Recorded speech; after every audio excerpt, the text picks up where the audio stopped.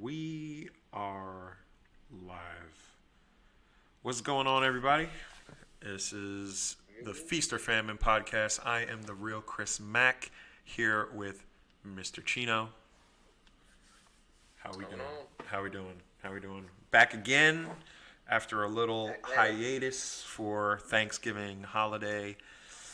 Yeah. Thanks. Yeah, happy Thanksgiving or happy belated Thanksgiving. The beginning of the Christmas season is coming around. So, holiday time is in full effect. And what better than to talk about a little football? Saw this post on Instagram with the hottest takes in the NFL thus far through week 12. One of which I may or may not agree with. Talking about your boy Josh Allen, Buffalo Bills quarterback. Is he a slightly better version of Cam Newton? Question to answer. What do you think? That's tough. That is tough. Initial reaction is Josh is we're watching him play now, and I think he's a better passer of the ball. Like the last time Cam Newton was in the NFL throwing the ball, it was terrible. Patriots. Then he went back to the Panthers. It was bad. I mean, he wasn't terrible as a passer. I mean, believe it or not, Cam Newton had a few 4,000-yard passing seasons. Yeah. That's why I said recent. That's why I said recently. I'm looking at Josh Allen recently in the past, we'll say 2-3 years. Yeah, Josh Allen's top tier quarterback in the NFL. Yeah, he's, in my opinion, he's top 5. There's a couple guys, 100%. obviously there's a couple guys you would want ahead of him, but he's definitely in that elite class of passer. And I wouldn't even say passer. I'd say overall quarterback play because he does do a lot of damage on the ground with his legs. Yeah, I was gonna say that's probably why there's like a comparison because he does use his legs more often than most quarterbacks in the NFL use their legs now. But yeah, Josh Allen definitely relies on his legs when things break down, and he's open to taking a big hit. So I could definitely understand the comparison to Cam Newton. If I had to pick between the two, I would probably take Josh Allen right now. Because again, he's a better passer of the ball. Like he can throw better than Cam Newton. I think he's more accurate. They might have similar arm strength, but athletically, where I would give Cam Newton the up on the athleticism. I think he's faster. I think he's more agile. He's a better runner of the football. You know what I mean? Right. Kind of like a taller, stronger Michael Vick, but not as elusive. But close Listen, to, closest I'd argue that Cam Newton probably was one of the if not the greatest college players to play in the modern football era. But a lot of that was just like him being 6'5", super athletic, as big as a defensive lineman, and just lowering his shoulder and like running through people. That basically was a lot of his game, and he could throw the ball 60 yards, without even breaking a sweat. Yeah, that's why I said Josh Allen has that. I think he has the up in regards to like accuracy. I think he could probably read a defense better than Cam Newton. But yeah, Cam can sling the rock, like throw the ball 50, 60 yard. But in it, just looking at success at quarterback in I don't know. Again, I'm just initial reaction. I'm taking Josh Allen. Okay, that's fair. It also depends on what the team is. Like it depends on like how the team is built. You know what I mean? Like funny. I kind of now I'm thinking about it. Like think about like all running quarterbacks. What's one thing they normally? What's a running quarterback normally have? A good Player offensive line. like teammate wise. Oh, teammate wise. They have a speed receiver that they can just like, you know, they get down the field, they start running out the pocket, and then they just chuck it like 60 yards. So Michael Vick never had that, right? Uh, He had his best and most consistent wide receiver was Algie Crumpler. tight end. Tight end. Cam Newton. Who do you have? Greg Olsen. Yeah. And then for a little bit of time, I believe he had Steve Smith. Yeah. And if you want to say Michael Vick later on when he was on the Eagles, he had Deshaun Jackson.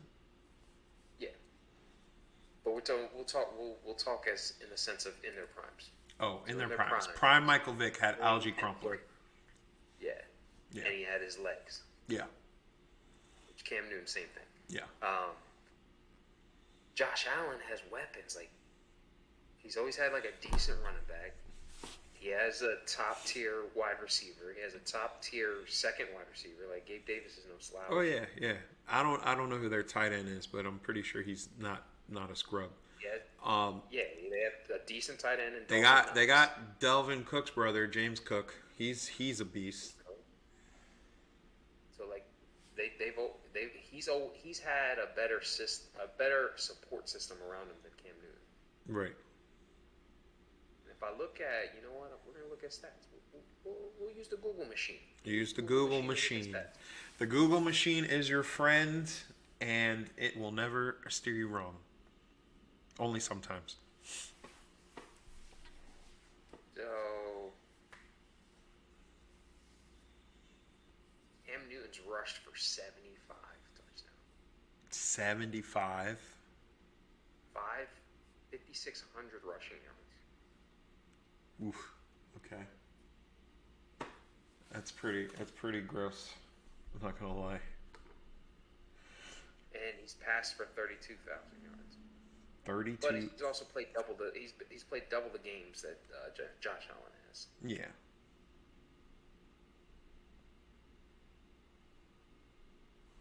So, I think it's a fair comparison. If we're talking about right now, in the moment, probably, if I had to feast or famine, I'm feasting on Josh Allen. Feasting on Josh Allen.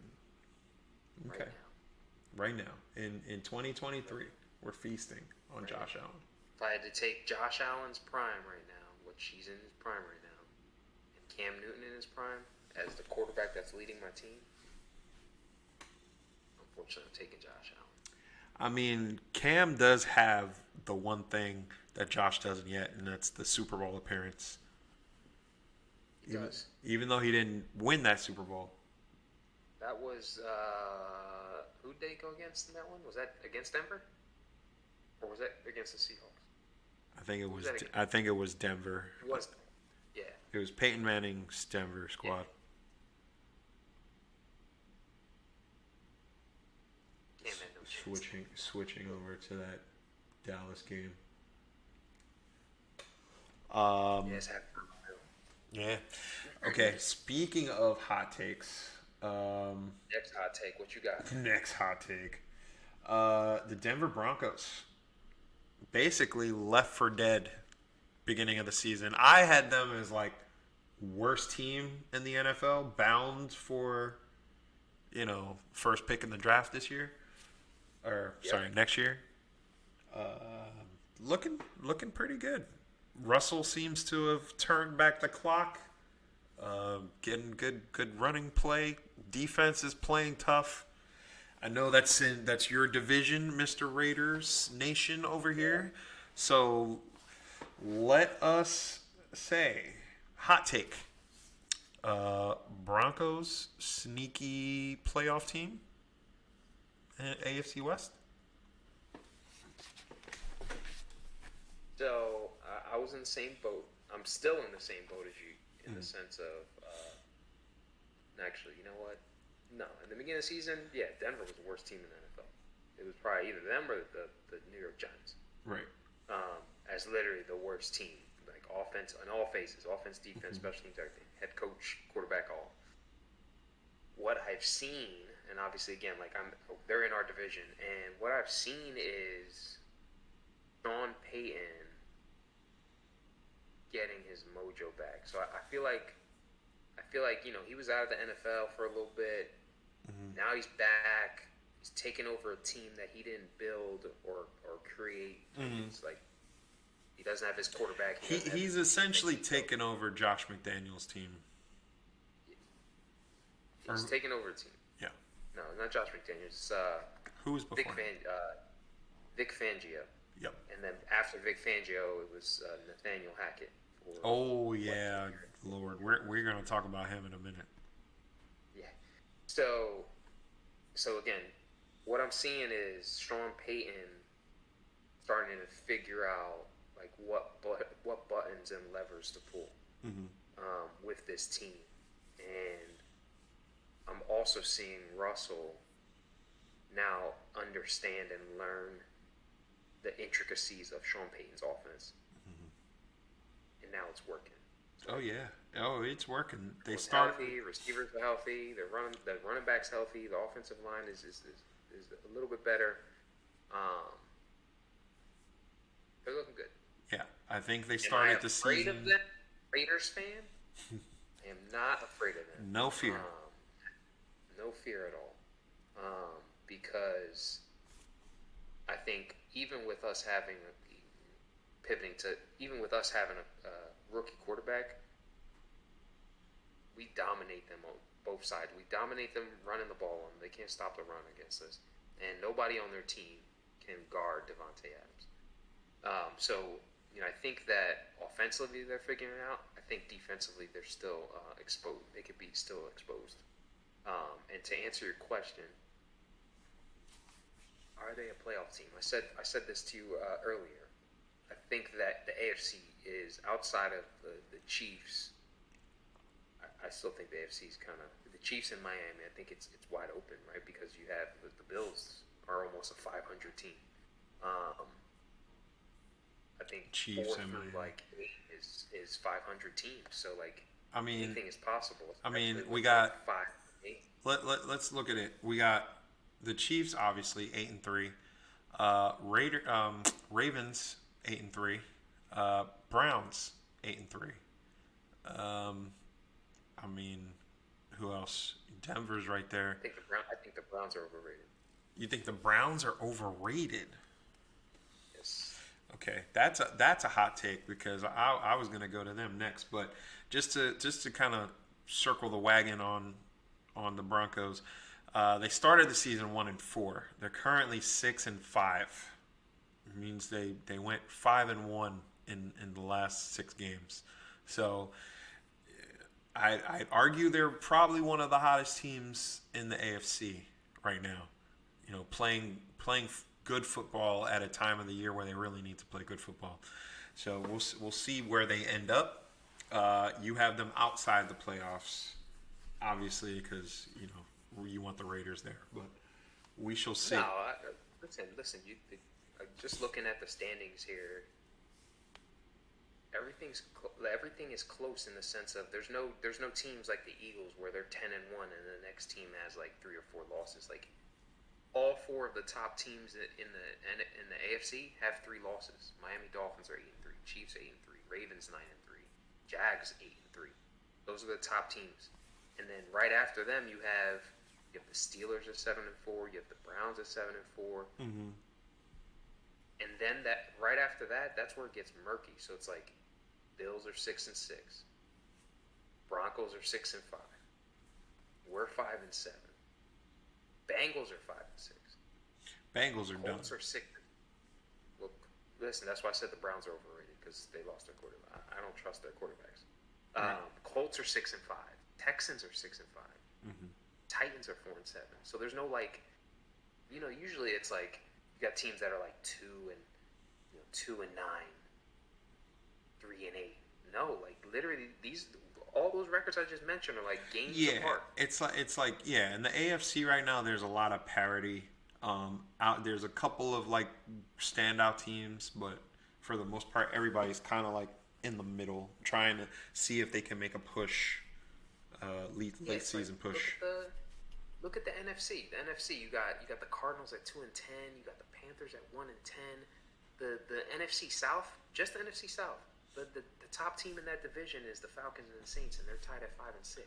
Mm-hmm. So that's what I mean. Like in the AFC, more teams have enough wins that they can make a push, just depending on how, based on how many games we have left. What we got 6 games left in that we're week 12. Yeah, There's still six games left. Yep. Still 6 games to play. Anything's possible. Yeah, true.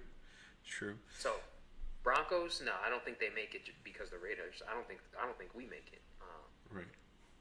But I think there's definitely going to be a lot of people pushing. I mean, the next 4 weeks, I think, is definitely where you're gonna see the most amount of push. 100%. But circling back to the Broncos, or not the Broncos, to the Browns. Your take was that their team is overrated. I was just gonna say that their defense is underrated, being that they have probably the top defense in the NFL. Do they have the top defense in the NFL? I don't know. I don't think they do. I don't think they do, and I think their defense is overrated. So you're saying their whole team is overrated. Yeah, I think outside of Myles Garrett is legit. Oh yeah, Myles Garrett. I was talking to somebody today, and we basically came to the consensus for defensive player of the year. It's either Myles Garrett or Micah Parsons from the Cowboys. Max Crosby. Okay, we'll throw his name in there. But the point is like we're talking about elite, pass rusher, middle linebacker, DN type players. So I think defensively the Browns do a good job of limiting like big plays. But I actually pulled up the stats. They give up the lowest average of defense like yards per game, but they also almost give up more than average touchdowns, right. Total touchdowns so far this season. So, are they legit? I think they're 7-4. Like if they and when I said they were overrated, like I think overall being that they don't have a quarterback right now, like I don't trust the quarterbacks they have, and Myles Garrett can't do it by himself. Yeah, it's true. There's only one player on defense. He doesn't affect the offense whatsoever. So, I mean, we'll see where it goes there. I might go Famine with the Browns. Is that the right call, Famine? If they're you want them, you want the Browns. You like the Browns. I don't necessarily like the Browns, but it's a franchise that's been like basically at the bottom of the league for like so long that it would be a nice story if they actually like made a push into the playoffs. I honestly think they were halfway decent when they had Baker Mayfield at quarterback and just ran Nick Chubb and Kareem Hunt. They don't have Nick Chubb. Yeah, they don't. He's injured. So like, look at this. Look. We'll go through their games, and remember, we're talking about the argument was. Are they overrated? Defensively, they're strong. Yeah. Defensively, they're strong. Here's their losses. Lost to the Steelers. Okay. 26-22. Kenny Pickett is hot garbage. He's pretty bad. He is hot garbage, and they gave up 26 to the Steelers. Ravens. They lost to the Ravens 28-3. Okay, two divisional games. Yep. Colts. They beat the Colts, but they gave up 38. Listen, we're in an offensive league right now, where offenses are putting up a lot of points. So Seahawks. They lost to the Seahawks 24-20. Right. Then division game again against the Ravens. They won 33-31. They gave up 29 to the Broncos last week. Right.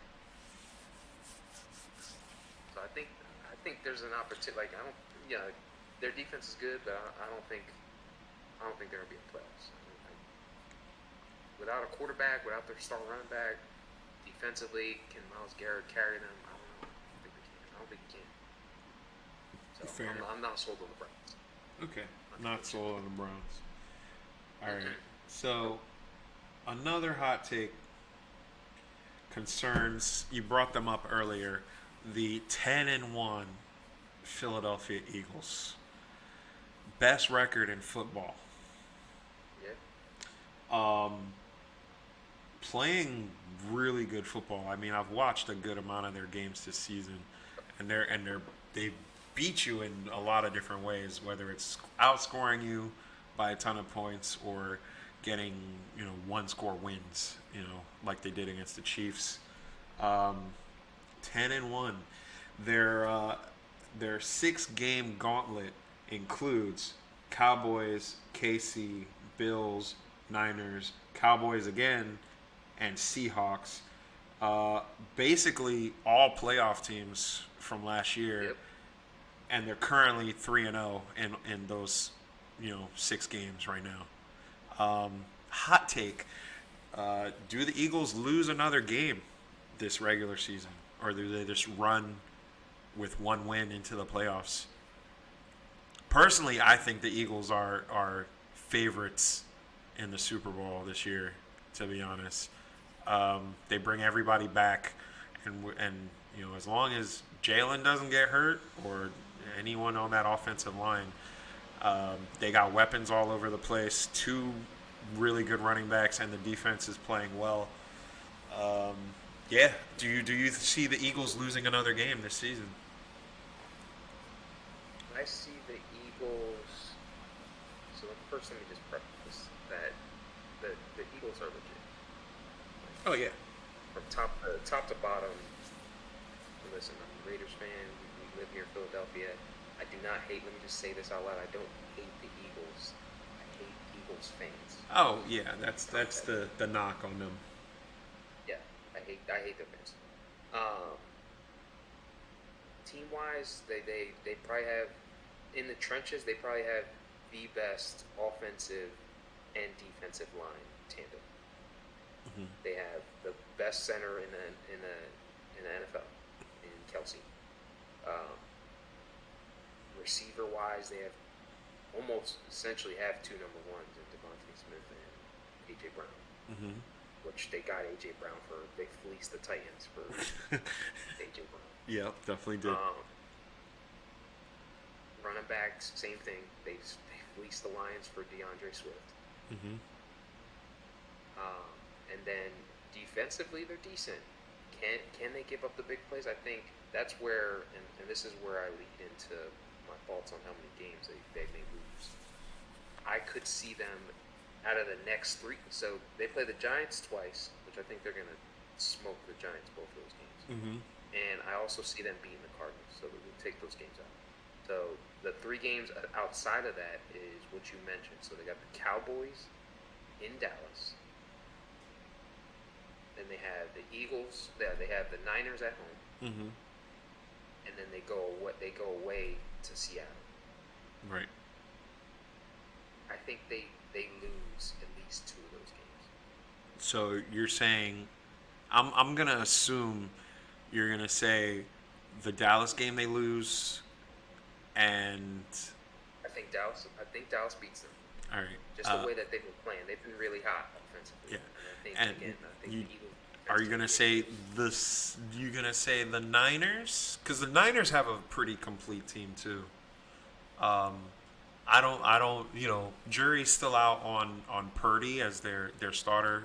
He's got to do it in big games for me before I'll say he's legit. But they got probably the best running back in the NFL, Christian McCaffrey. And their defense is always good. Always good. So And they got Listen, two stud receivers. listen, the excuses. Obviously, you've probably seen reports and things of that nature. You know, the Niners feel like if they had a quarterback that playoff game, they would have beaten the Eagles. Which we can all say, the Niners had no one to throw the ball. We literally, you watch that game, they couldn't throw the ball. They literally had to run it every down. Mm-hmm. They had no quarterback. So now, fast forward to this season. It's a season game, it's not playoffs, but they got healthy running back, healthy O-line. Kittle's playing. Receivers playing. Ayuk is playing out of his mind right now. Mm-hmm. Debo's all over the place. Defensively, they're strong at all levels. Mm-hmm. If I had to pick the second game they lose, at one of those three games, I think they're going to lose the Niners.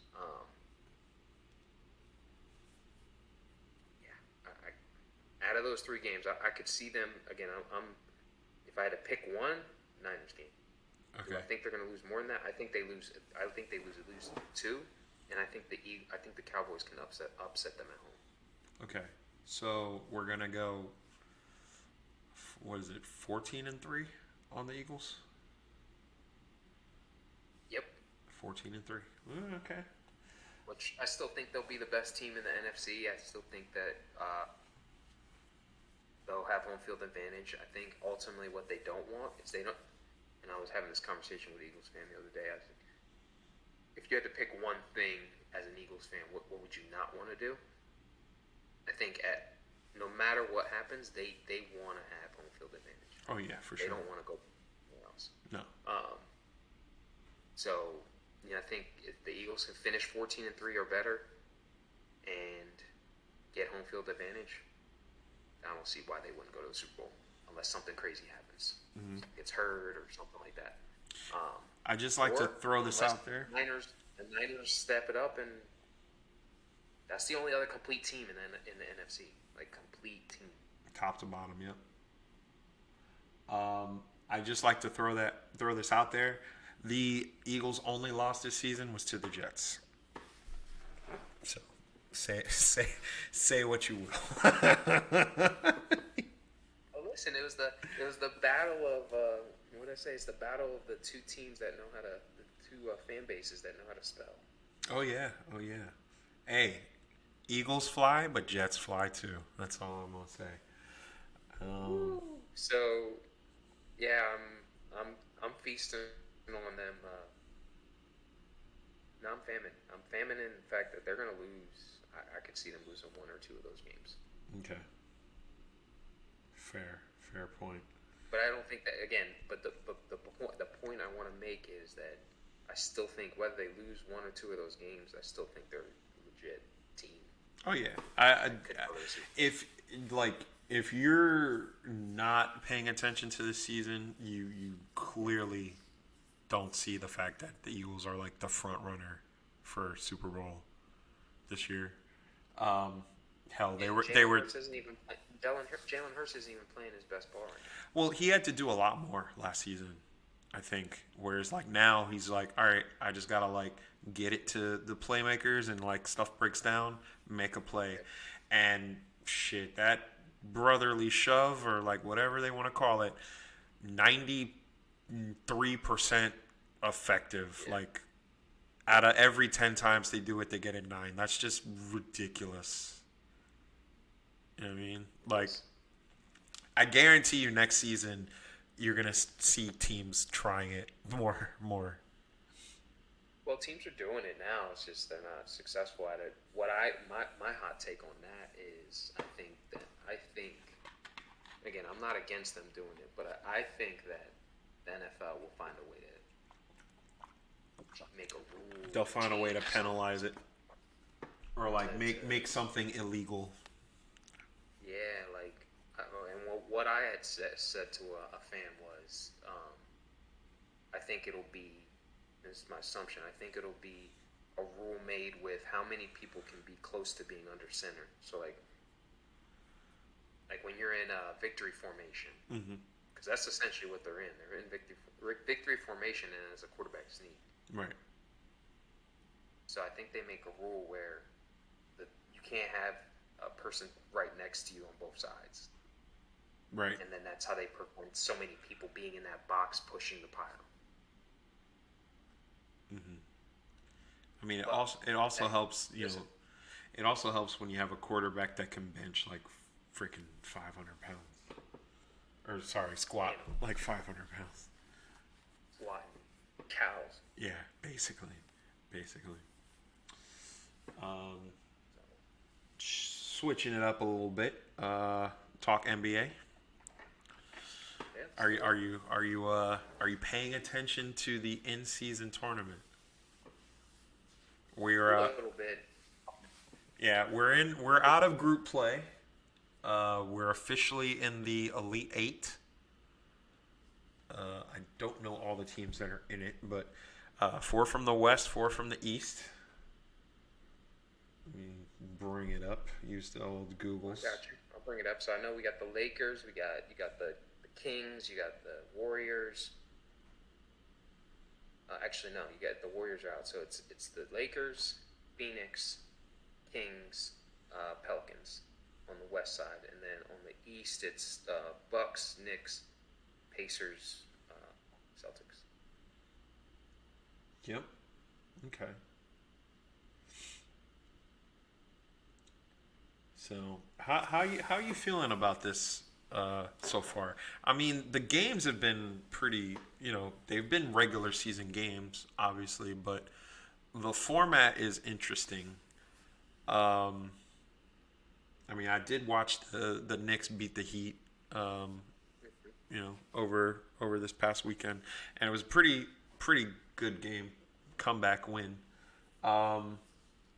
I don't know. Do you see this sticking like long term? Is it enough incentive to get guys to like play hard during the regular season to say, oh, we're gonna give winning team, $500,000 per player at the end of it? Hoisting a mid-season trophy in Vegas. I think it's good as far as like marketing for like bringing an NBA team to Vegas. Honestly. Yeah, I think it's fresh, it's new, it's different. I think the NBA is trying to obviously make money in different ways. I like the format. You know what I mean? I'm a big soccer fan, so like having like group play and having in-season tournaments, because that's essentially that's why soccer goes on all year. It's like you're playing for your club team, and then you're playing for you're playing for your country, and it's constant like playing in groups and brackets and in-season championships. So I like the concept of the format. I like the marketability of it. I think it's going to bring a lot of money to the NBA. But I also think, and we talked about this before, I think it limits NBA players from resting in mid-season. So like it's so early in the season. If they didn't have, I feel like if there was no in-season tournament, there'd be a lot more stars not playing right now. Yeah. Taking games off. Well, for sure, just the feel of it is that more people are paying attention to basketball earlier, because like historically, I know myself as a fan, I'm usually not paying attention to NBA until like Christmas time. Yeah. Whereas like now, we're in end of November, and you're like, oh well, Lakers just won out their group play. Yep. You know what I mean? So I don't know.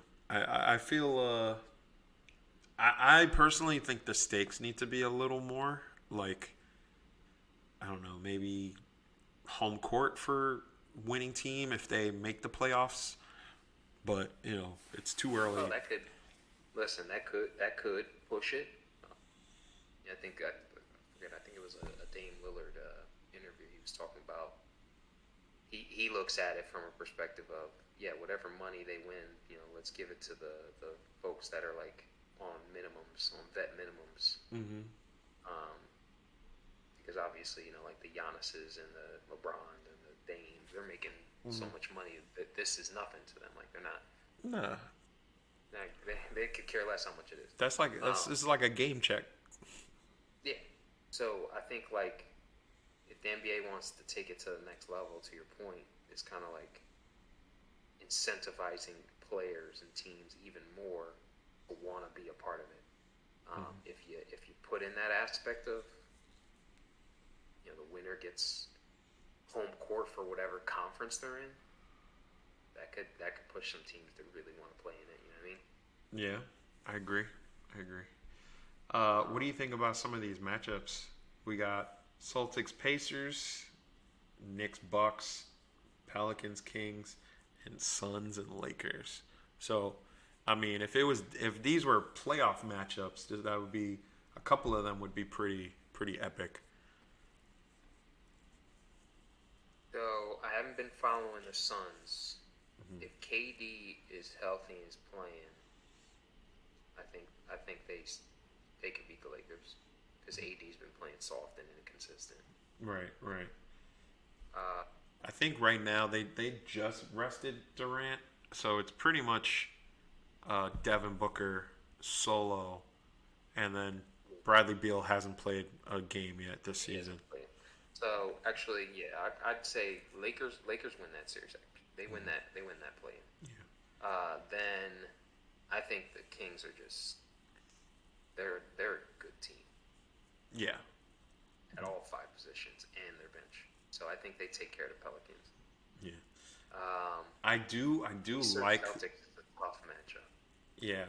I honestly I haven't been paying attention too much to the Pacers, but the fact that they got Halliburton who's been playing really well and,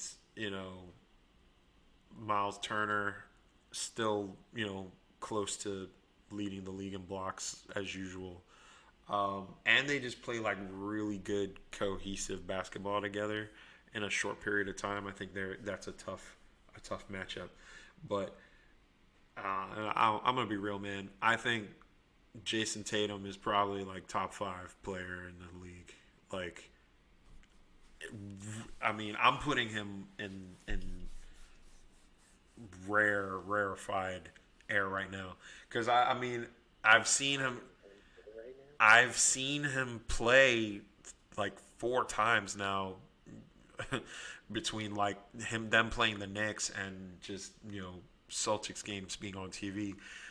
He's figured out where to score from, and pretty much nobody can stop him from dropping 30, consistently.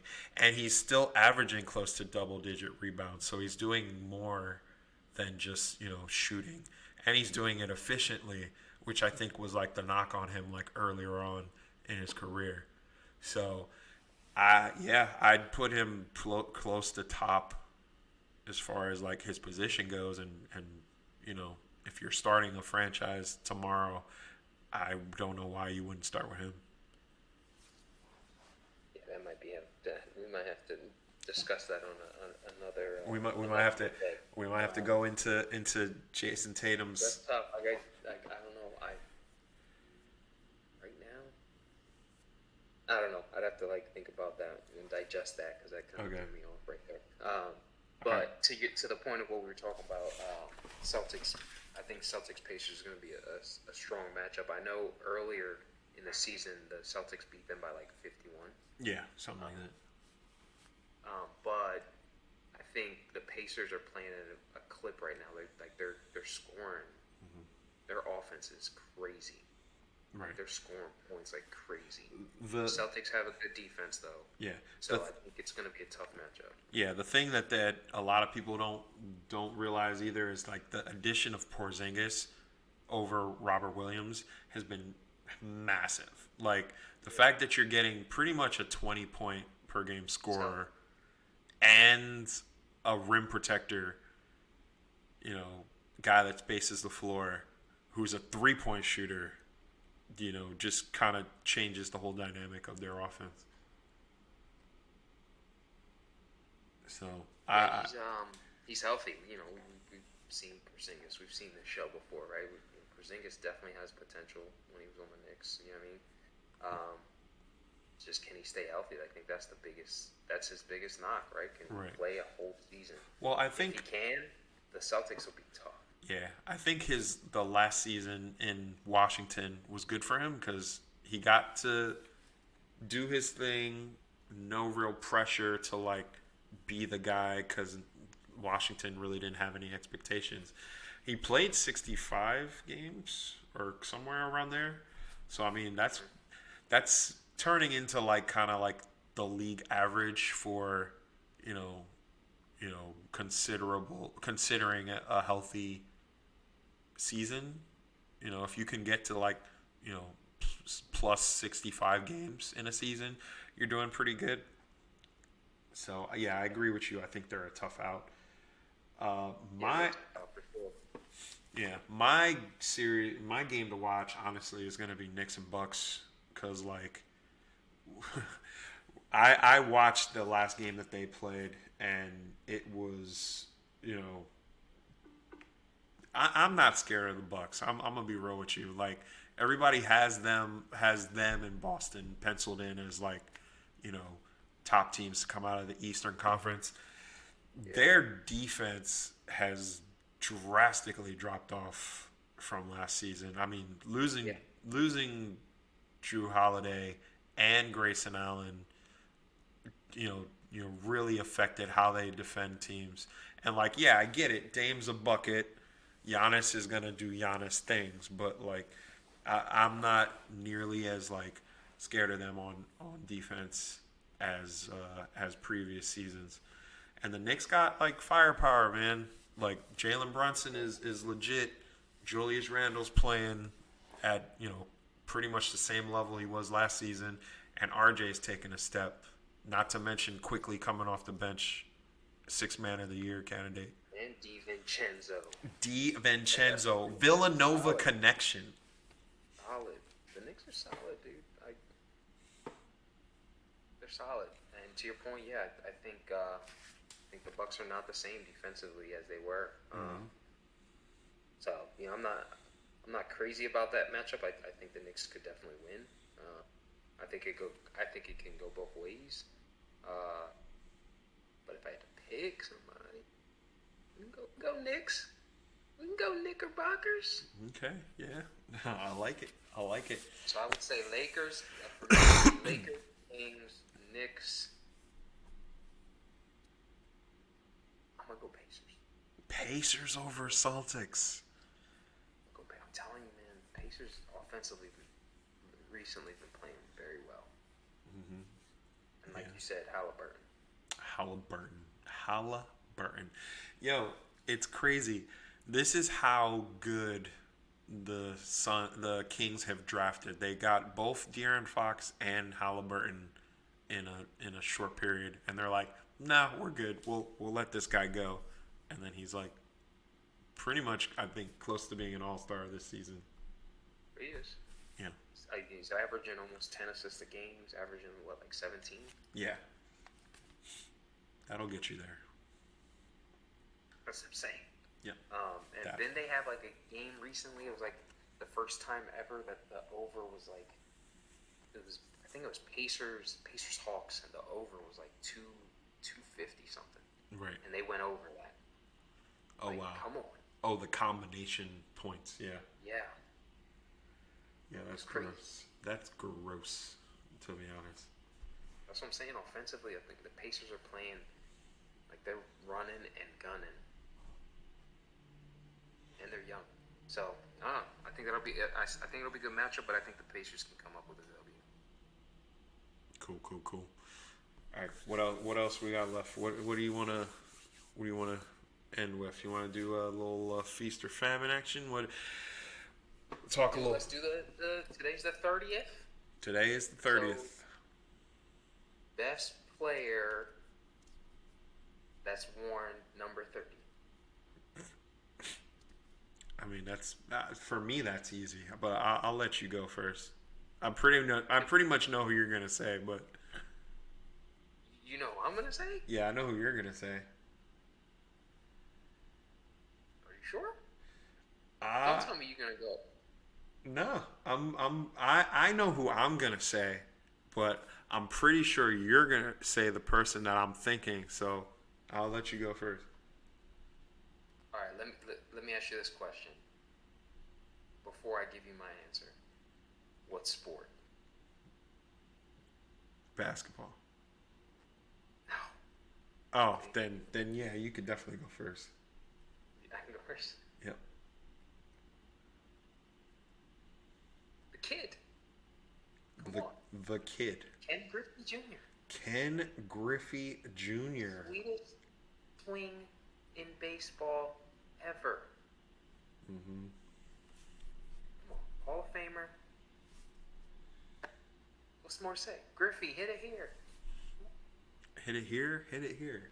I mean, we all know that you're the baseball guy, so you coming up with baseball players for these numbers Sweetest is swing, over 600 home runs, over 1,800 RBIs, over almost 3,000 hits, career 284 batting average.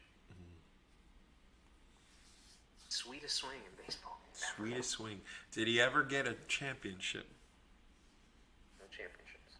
No championships. I mean, that's a knock for most players, but baseball's different. It's all about the stats.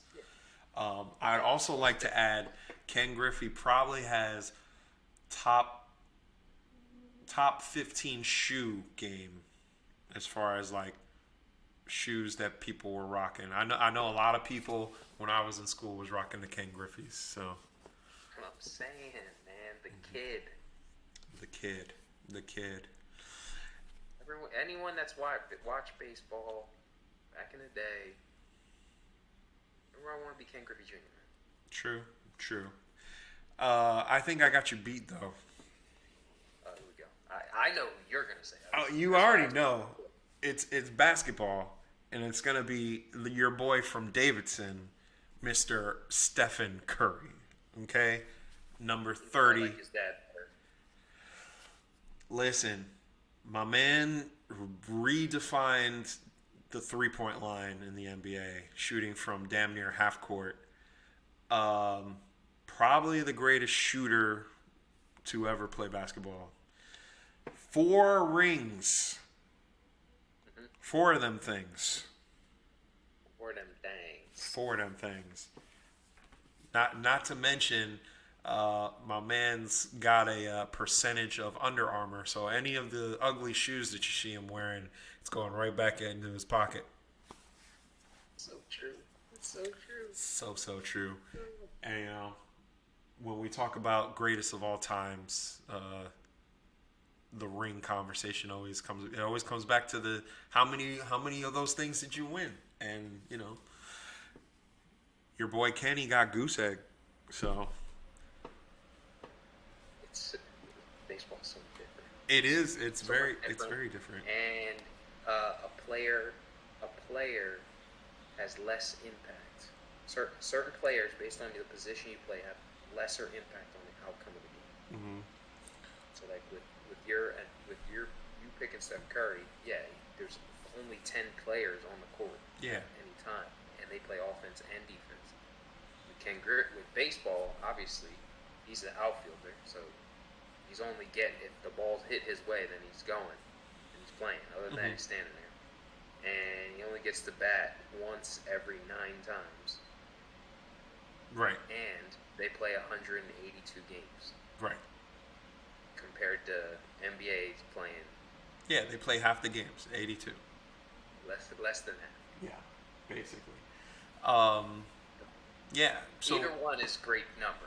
Both of them were number 30. If I didn't pick Ken Griffey, I'd probably pick Steph Curry. So I dig it. okay, that's a Big fair number 30. big number 30. Okay. How about honorable mention? Honorable mention. Number 30 Honorable random. mention. Number 30. I'm gonna go with one of the 2,000 yarders, Mr. Terrell Davis, at number 30. On the same page. Yeah. Dig. Won 2 chips with the Broncos.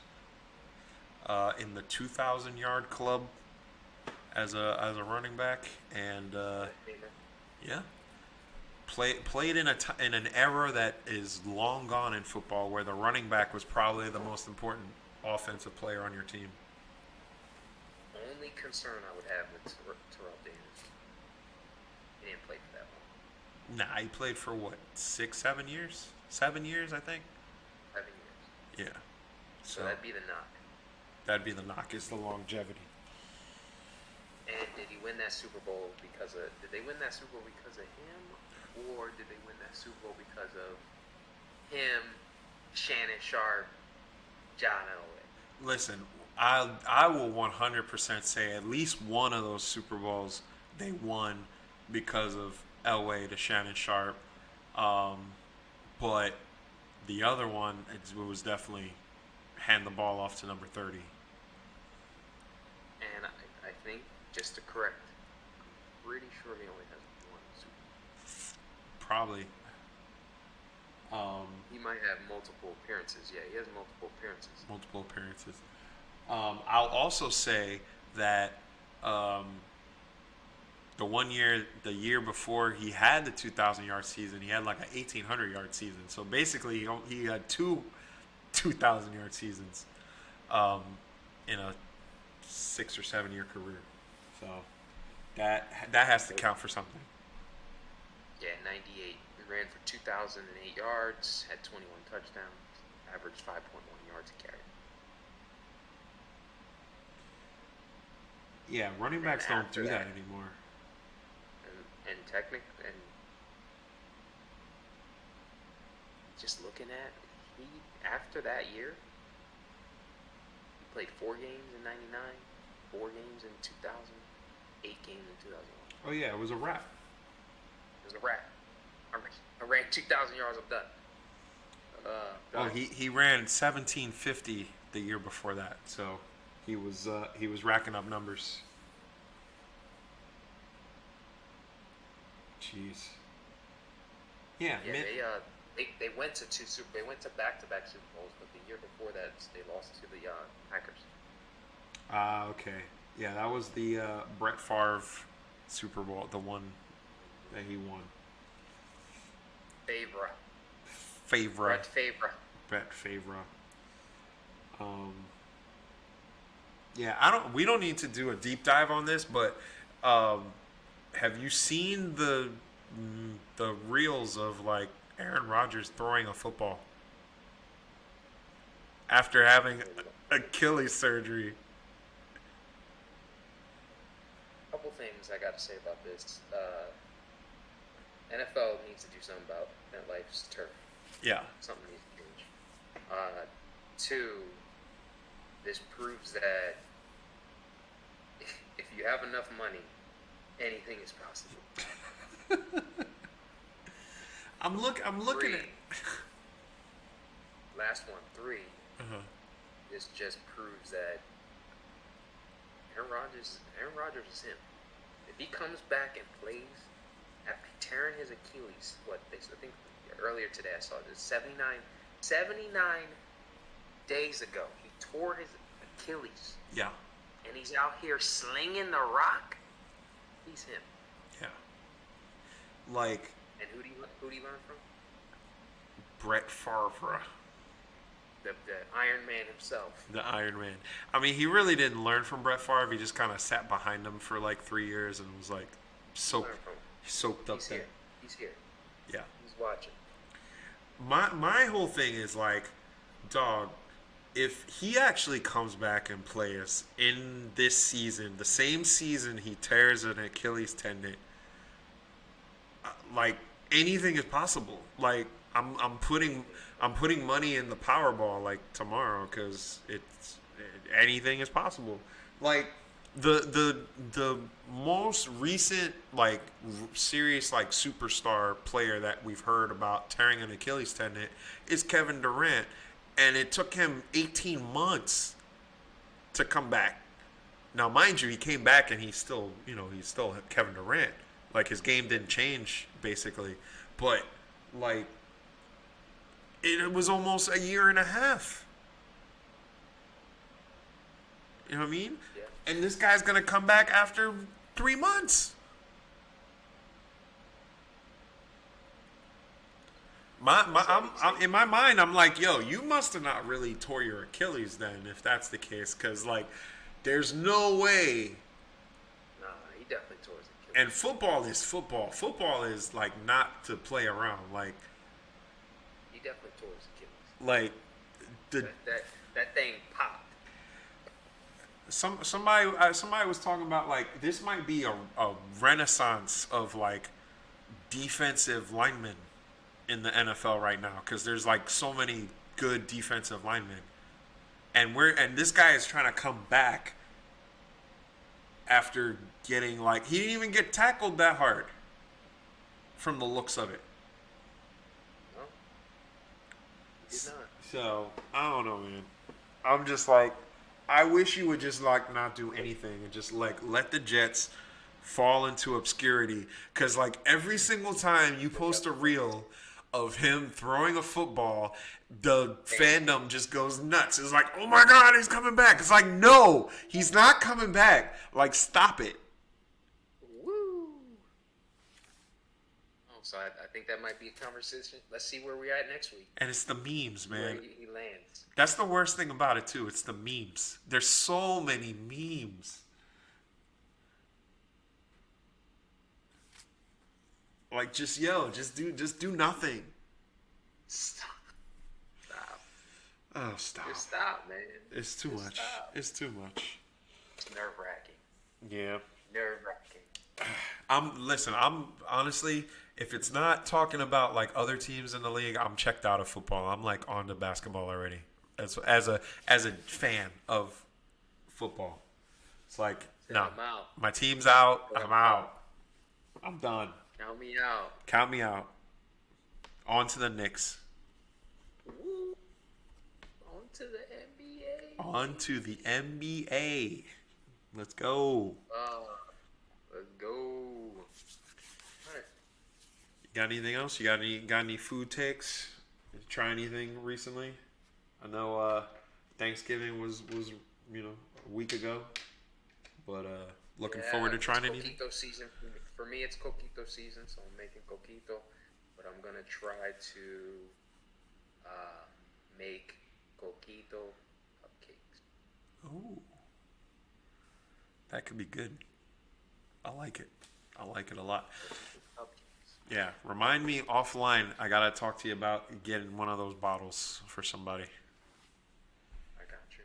All right. Yeah, I'm gonna do the coquito cupcakes. Maybe next time we're here, we can try them on air. And then after that, we're gonna do some coquito tres leches. Ooh. That's for Christmas, though. That's for Christmas. I like it. I like it. The cupcakes. We're gonna try the cupcakes. Gonna try the cupcakes. I like it. I like it a lot. All right. Do a little feast of famine. Little feast, little famine.